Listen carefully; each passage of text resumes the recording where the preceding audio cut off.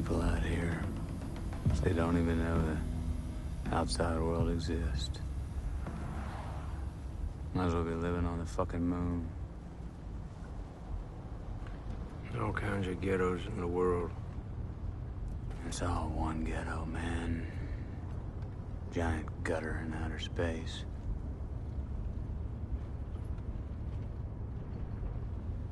Today, that scene, that is the most fucked up thing I ever caught. Ask you something. You're Christian, yeah? No.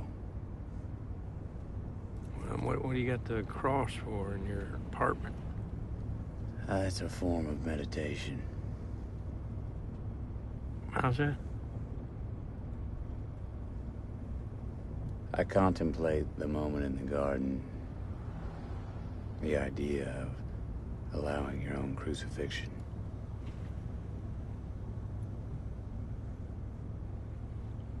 But you're not a Christian, so what do you believe? I believe that people shouldn't talk about this type of shit at work. Hold on.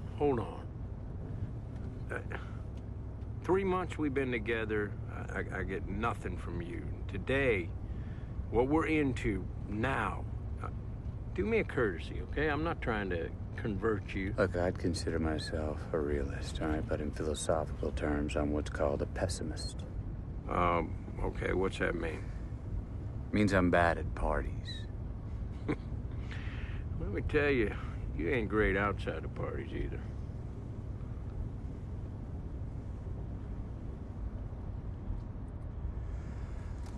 I think human consciousness was a tragic misstep in evolution. We became too self-aware. Nature created an aspect of nature separate from itself. We are creatures that should not exist by natural law. Well, that sounds god-fucking awful, Rust. We are things that labor under the illusion of having a self. This accretion of sensory experience and feeling.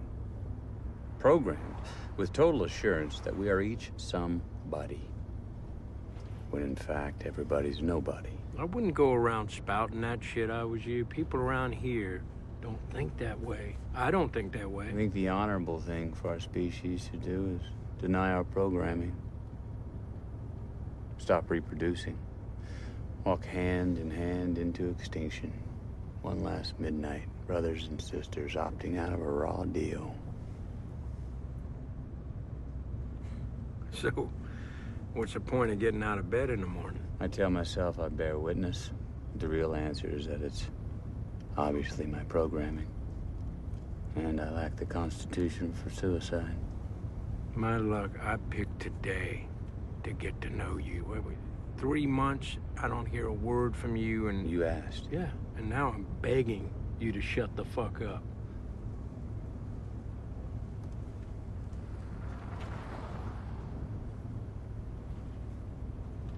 I get a bad taste in my mouth out here.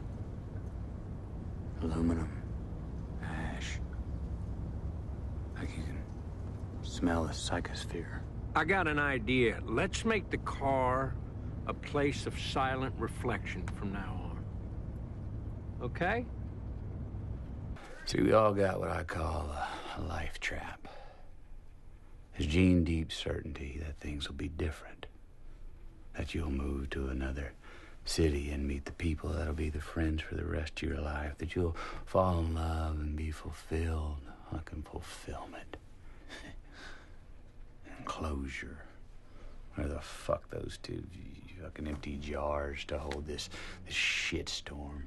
Like nothing's ever fulfilled. Until the very end. And closure. No. Nothing is ever over.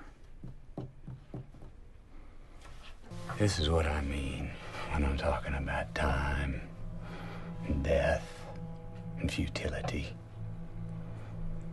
There are broader ideas at work, mainly what is owed between us as a society for our mutual illusions. Our 14 straight hours of staring at DBs. These are the things you think of.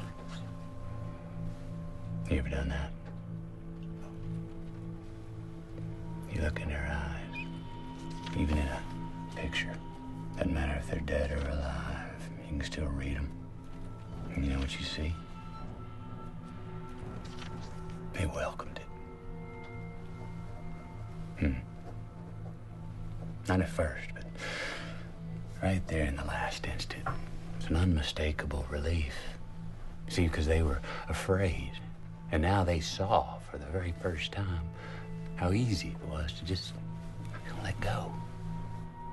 And they saw in that last nanosecond, they saw what they were. That you, yourself, this whole big drama, it was never anything but a jerry-rig of presumption and dumb will. And you could just let go. Finally know that you didn't have to hold on so tight. To realize that all your life, not all your love, all your hate, all your memory, all your pain, it was all the same thing. It was all the same dream, a dream that you had inside a locked room. A dream about being a person.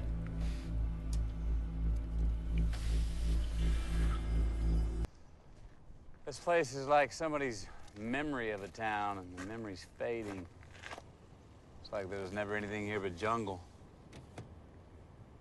Stop saying shit like that. It's unprofessional. Oh, is that what I'm going for here?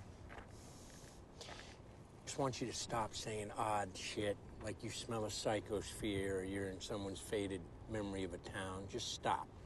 Given how long it's taken for me to reconcile my nature, I can't figure I'd forgo it on your account, Marty. I can be hard to live with. I don't mean to, but I can be critical. And sometimes I think I'm just not good for people. You know, that's not good for them to be around me. You know, I wear them down. You know, they get unhappy. Yeah, I think the job does that to a lot of guys. Changes you. Some guys just notice, that's all. Well, I can't say the job made me this way. More like me being this way made me right for the job. And I used to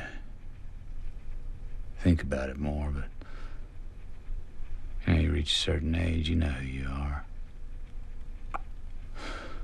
Now I live in a little room out in the country behind a bar. Work 4 nights a week. In between, I drink. And there ain't nobody there to stop me. I know who I am. And after all these years, there's a victory in that. You know what she was spared. Sometimes I feel grateful.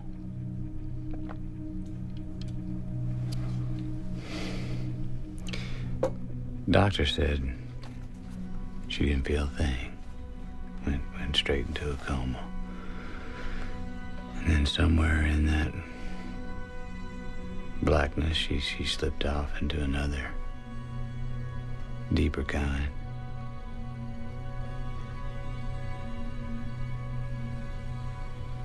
Isn't that a beautiful way to go out? Painlessly. As a happy child.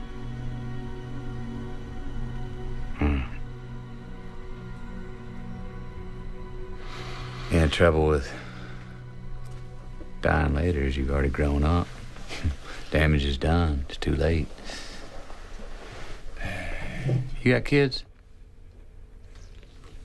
I think of the hubris it must take to yank a soul out of non-existence into this meat. And to force a life into this thresher. As to my daughter, she spared me the sin of being a father. I've seen the finale of thousands of lives, man. Young, old. Each one so sure of their realness. You know that their sensory experience constituted a unique individual with purpose, meaning. So certain that they were more than a biological puppet.